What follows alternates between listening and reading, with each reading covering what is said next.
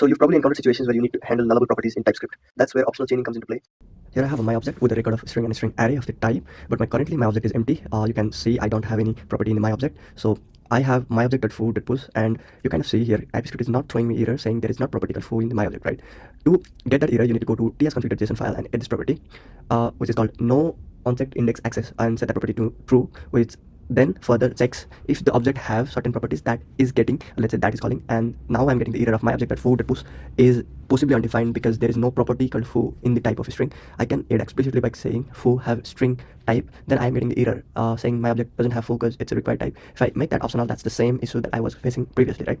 So I can set the property and I won't be getting error, but that's not the case as the usual. So let me uncomment the bottom code, and I'm saying here for TypeScript is if I have the foo property in my object, then only it should push. So here TS is happy and TS is smart enough to understand that my object have a property called foo. Another way I can do is by non-null assertion. So here I uncomment this code.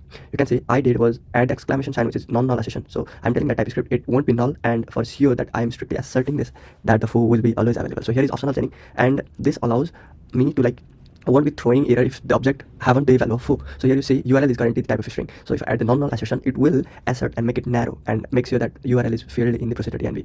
So it is the type of string now. But I can't do that in optional chaining. I have to use double await max and set the default value to some string. So now the type of URL is a string. So here I have type of person which have the property of name with the type of string, or it can be null. So I have a bird which is the type of person, and I have set the name to null. So I'm console logging the bird.name, and here I'm using optional chaining, which won't throw error, but if I do the non-null assertion, I'm saying that bird.name do exist, and this time I'm getting the runtime error because basically non-null assertion is more assertive and throws runtime error, whereas optional chaining is safe and prevents runtime error and removes the chaining feature. So that's it for this video.